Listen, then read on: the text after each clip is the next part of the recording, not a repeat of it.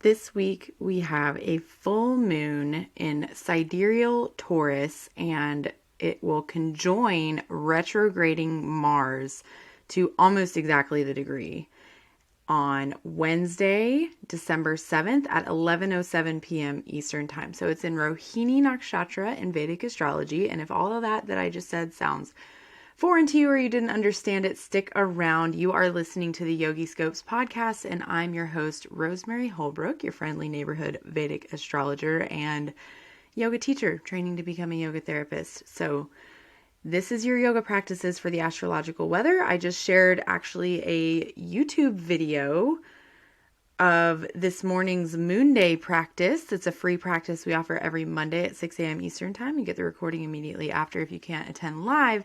So I already shared a practice to work with this energy. So sometimes I will share actual yoga practices that you can follow along with and do, and I'll guide you through the practice. But on this podcast, I'm explaining the astrology, explaining how I arrive at what yoga practices you can use to embody and work with this energy. And at the end, I always share specifically what kind of yoga practices, things from yoga philosophy that you can work into your own practice, whether that's teaching or what you're practicing at home, and then some journal prompts so that you have just something to ponder to really integrate the message of what's happening astrologically right now so you can work the best with it. So just a quick logistical reminder, this is sidereal astrology. So when I said the full moon's in Taurus, instead of whatever they're saying in Western astrology, I always forget. So if you want some more resources about sidereal astrology and the difference between that and Western astrology, I do have an article on my blog. So if you just go to my website, yogiscopes.com, and find the blog in the navigation, you can find an article, What is Vedic Astrology? And it'll tell you all about the difference. You can read about it there.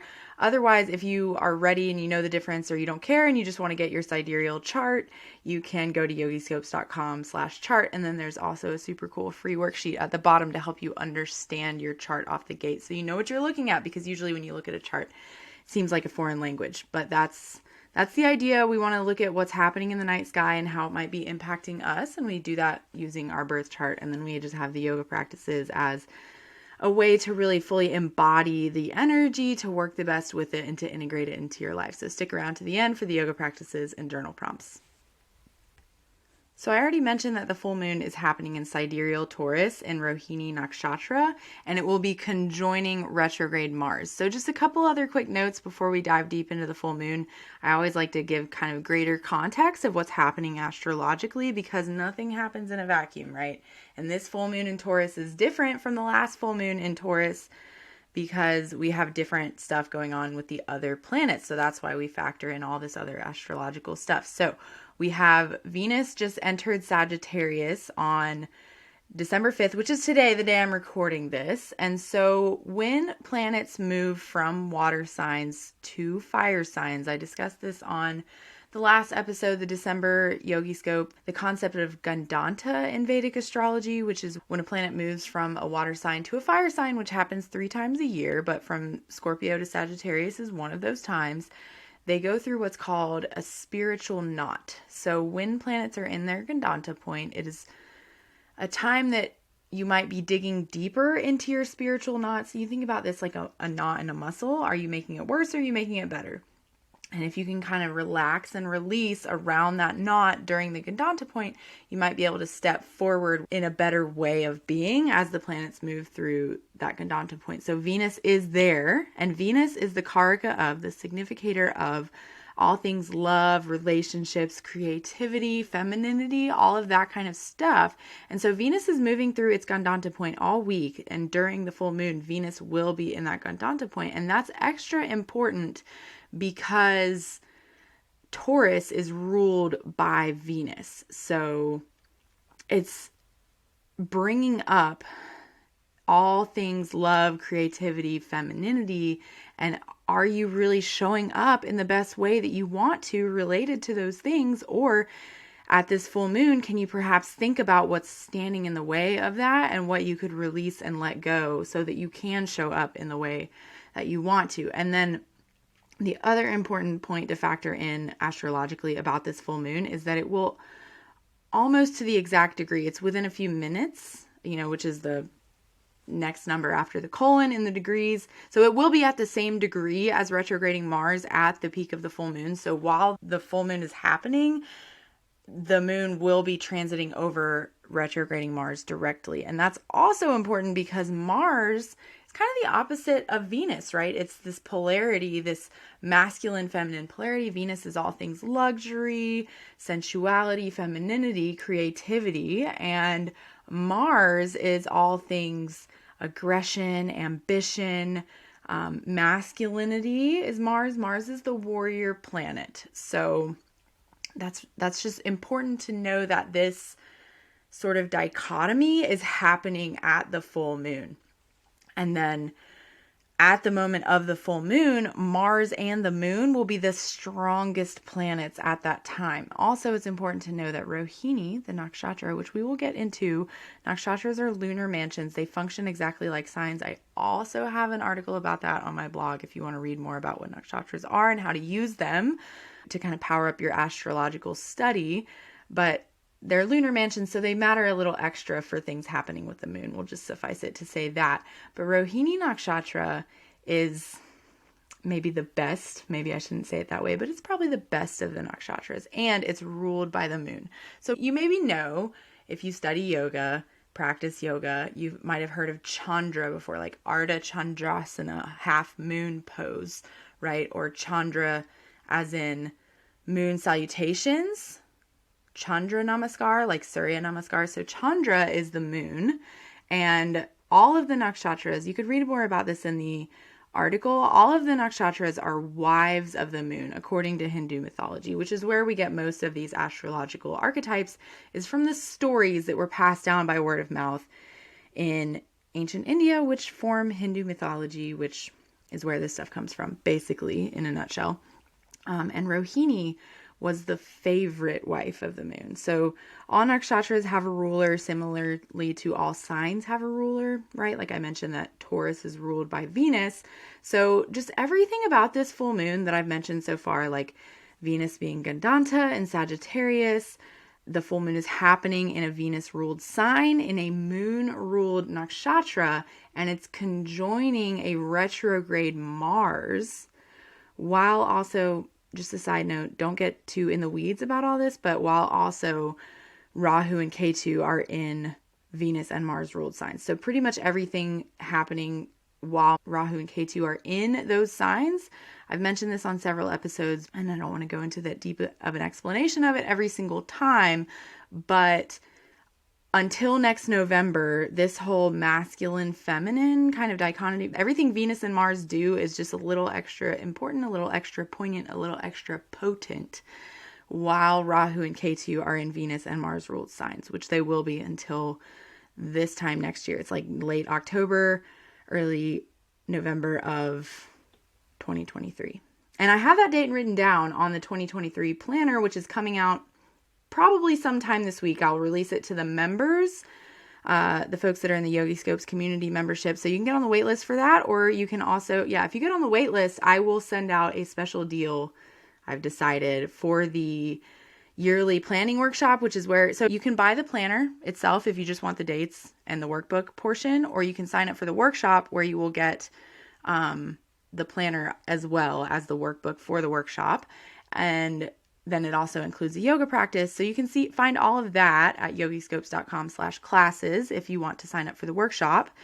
But members will get the planner later this week if you want the specific dates. I don't even keep them in my head because that's why I make the planner.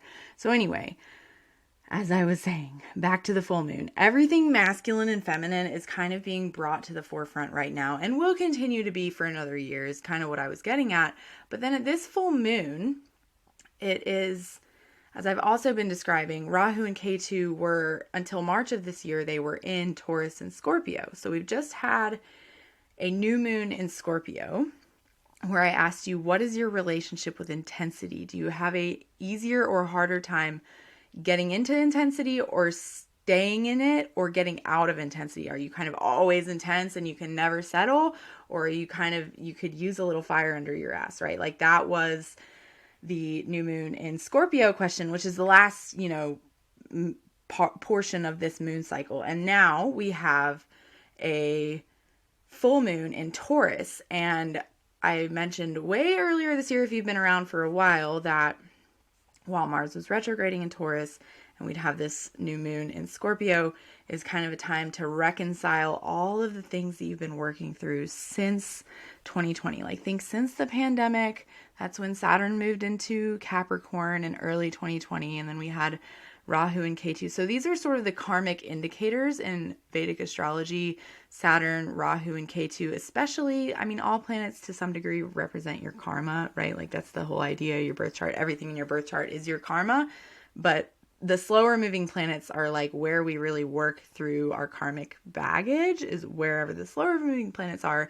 And they're all kind of shifting, right? Like, we're having this moon cycle on where Rahu and Ketu were, with Mars retrograding, and like I mentioned, where Rahu and Ketu are now, what everything Mars and Venus do is extra important right now. So if you followed that, cool. I hope it helped. If not, just know that what I mean by that is we're releasing at this time. We're shedding the past, not just this year, but the past couple years of stuff, of any kind of baggage you've collected.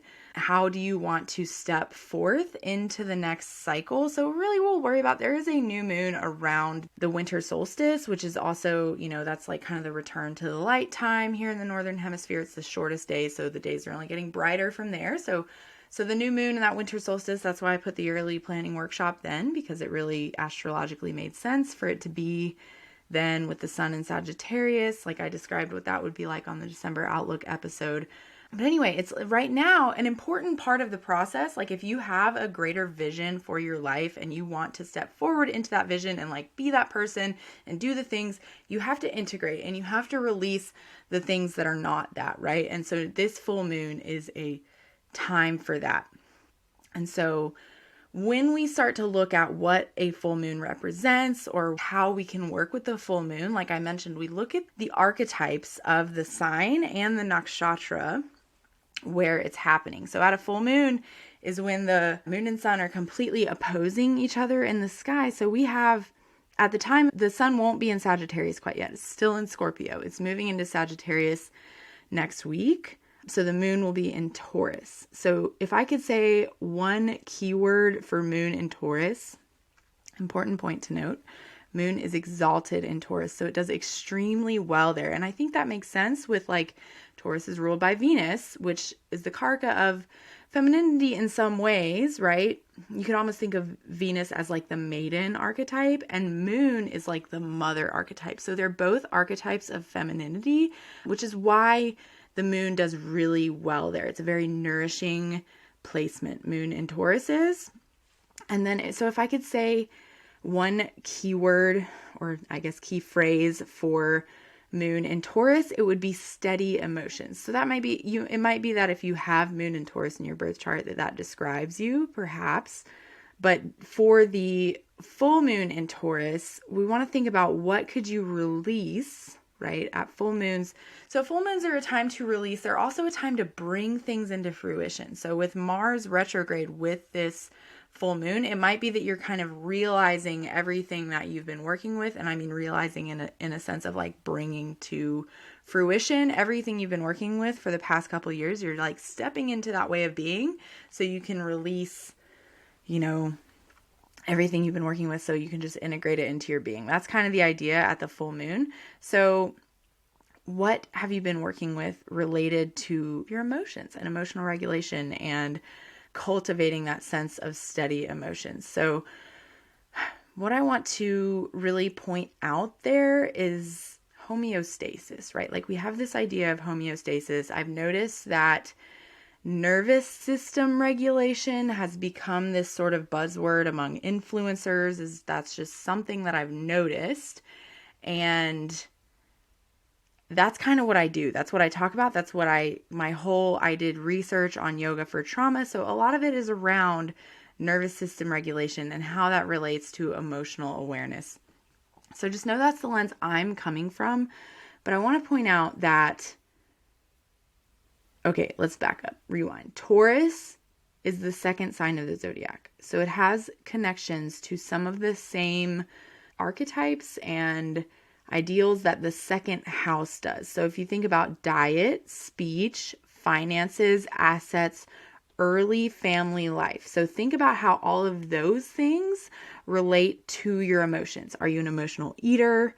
Does your emotional awareness or lack thereof come from your early family life? How does your early family impact how you view the world, how you view traditions, especially as we move into this sort of Sagittarius time of year, like what you view as like the right thing to do this time of year? How did your early family life impact that? And is there anything that you want to release around that?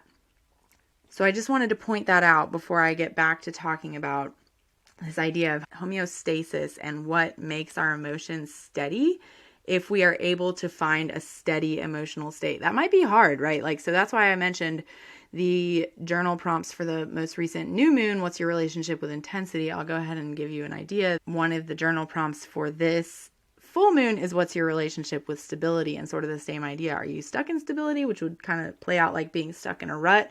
Or do you have a hard time finding stability? Is stability like scary to you? So that is why I brought up the early family life thing, because perhaps your early family life or early adulthood could have impacted to some folks who never experienced stability or experienced chronic stress for whatever reason.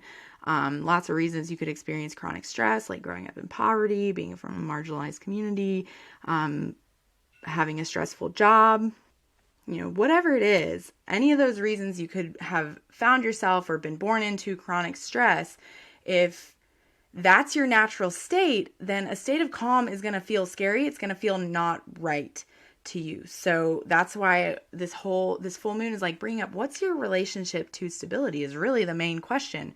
So on a related note, because Mars is also retrograde here with this full moon, I want to talk about expectations versus acceptance as it relates to emotional stability. So we have this chronic stress piece, and that's important to think about is, are you always creating chaos in your life because stability feels foreign to you? Just have that in your awareness if that's kind of going on. But then also, do you create chaos because you have an expectation of how a, say, relationship is supposed to play out or how an event is supposed to play out? And instead of accepting how it really did play out or accepting how that person really is, you create this emotional instability for yourself that's all based on your reaction of how that was supposed to have been, right? So with this Mars retrograde conjunct the full moon, I want to say take charge. Like, that's Mars retrograde. Mars is extra strong while it's retrograde. And I did a whole Mars retrograde episode if you want to find that on the podcast and go listen, get more in depth if you haven't listened to that already. But Mars is it's all about taking charge, right? Like, what are you taking charge of? And when it's here with the full moon, how often do you take charge of your own inner well-being, your own emotional state? And one way I could suggest that you can do that is to cultivate acceptance instead of reacting emotionally based on your expectations, right? And so that's why I brought up the early family life thing too, because a lot of times our expectations we have for ourselves, for events, for the traditions, the way things should play out is based on our early family life, like how we were brought up impacts what we expect from the world, right? And so can you cultivate the sense of acceptance so that you can accept things the way they are? And ultimately, that's going to result in a lot more emotional stability when you're not reacting to kind of your projection of how things should be, which is what an expectation is. So with this full moon, like I mentioned, how your early family life is impacting those expectations, there could be some undoing of belief systems that you got from your early family life, especially related to love, creativity, and communication. So Mercury is pretty much through its Gandanta point now as I'm recording this. It will be by the time of the full moon, but it will have just gone through its Gandanta point. So same thing, releasing any kind of ways of being related to communication. That's why I bring that up. But with Venus Gandanta at the time of this full moon, So all the things I mentioned so far, those expectations, your belief systems from early family life, and then Venus moving through its Gandanta point, how do those belief systems or expectations play out to relationships, to creativity? What does it mean to be creative to you? What is your creative outlet? So even if you don't consider yourself an artist, everybody has a creative outlet. I promise you, you do. Like something, we're all artists, really, is kind of what I'm trying to say. Even if you don't create art for a living, that doesn't make you not an artist. And so that's a Venus thing. So maybe you even have some belief systems from your early family life about what it means to be an artist, right? Or just from the way you're brought up, especially if you're brought up in a capitalist society. That's all I'm going to say about that. This full moon could bring some undoing around those belief systems. So if you examine those belief systems, really, I mean, that's kind of the point of astrology in general. Like, I ask myself 1,000 times today, why am I like this? Right? And I look at my birth chart for answers. I look to the way I was brought up. I look to that's really like your belief system. Like, you know, when I'm like, why am I like this? It's like, why do I care why a thing is playing out the way it is? Why do I behave the way I do? That's why we study astrology. And so this full moon, if you examine yourself and you find that there's something that's not resonating with your belief system, with where that belief system comes from, it could be a good time to release that. So it's also a good time to examine your relationship with luxury and self-care. So I want to point out that self-care, like hashtag self-care, when we think of like, you know, essential oils and bath bombs and Epsom salts and whatever, like candles, self-care, consumerist self-care. So that's this idea we get of self-care from the capitalist society that at least I live in, right? Like when you say self-care, that's kind of the image that it brings up for me. So just know, when you think self-care, where does your mind automatically go? If it's consumerist self-care like me, these questions are going to apply a little bit more. If not, I ask you to ask yourself these same questions. Is your idea of self-care and luxury, is it consumerist driven, or do you truly know within your being what nourishes you? So notice, this is what I want you to notice, is that the actual goal of self-care, like the Epsom salt bath and all that stuff, is usually the ultimate goal is to regulate your nervous system, to find that emotional stability. So you're not like up in the stress state or down and depressed and sad. It's to like make you feel good. It's to make you feel emotionally regulated and calm. So calm doesn't necessarily mean happy, right? Like this toxic positivity idea. So that the idea is to find that homeostasis with our emotions, to find that sense of calm despite what is. So to find that sense of acceptance. So if you can cultivate that, you know, Epsom salt baths help, especially if you have some muscle tension. I'm not saying don't do any of the consumerist self-care. I'm just saying, like, this is like a post I shared in the Yoga and Astrology Facebook group recently, which is free and anybody can join it. But, about how self-care can often be like doing the hard things, like cleaning your house can feel like self-care, right? So just examine your relationship to luxury and self-care. And if you do come up that you have any like belief systems around luxury and self-care that are not coming from, they don't feel nourishing, if you notice that they come from like kind of what you were raised in, you can release that and you can choose something new that feels more nourishing. So just to recap, the moon and Mars will be the two strongest planets in the night sky at the moment of the full moon. They will be conjoined.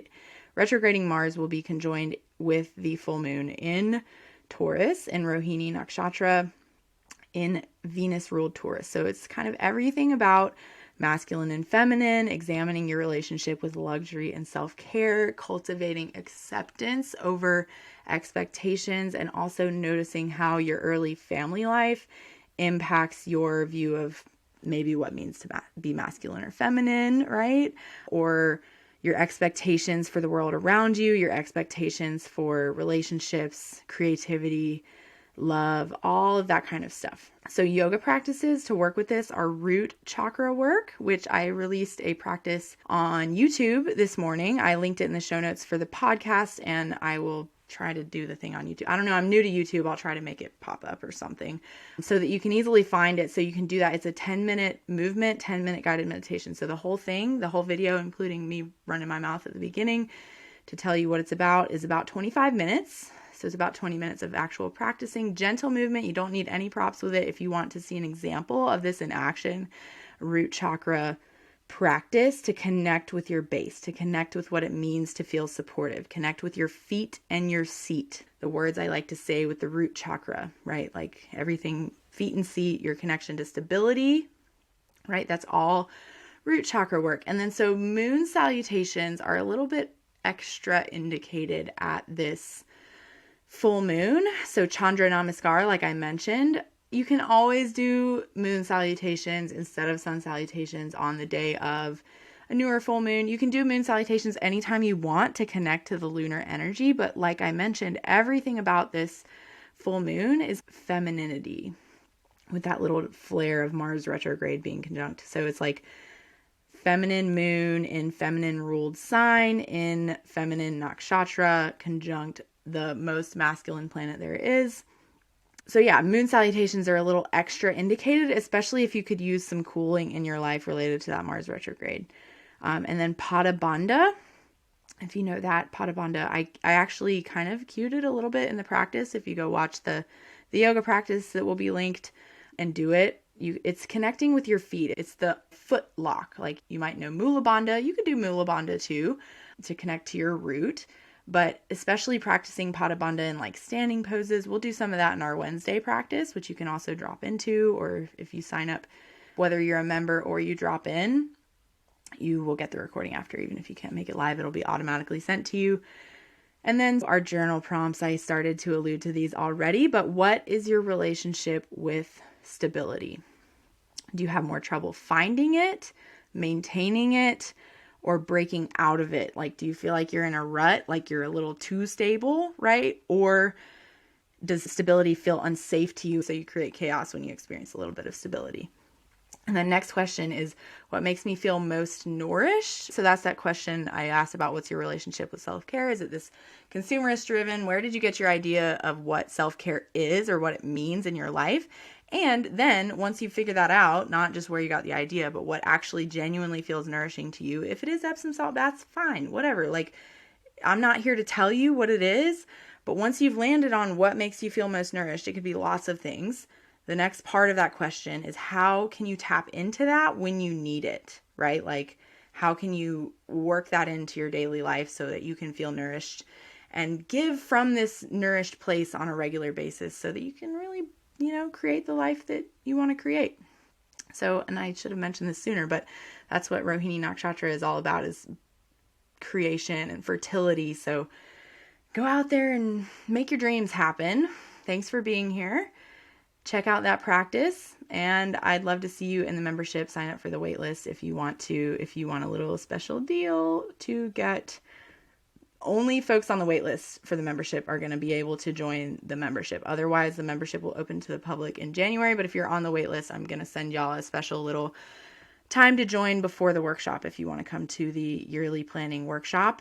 And all this stuff will be linked in the show notes. So just look below for the links. You can comment on YouTube now. Like, share, subscribe, give me all the digital warm and fuzzies. Thanks so much for being here. Keep your feet on the ground, your head in the stars, and stay in the light. Until next time, friends.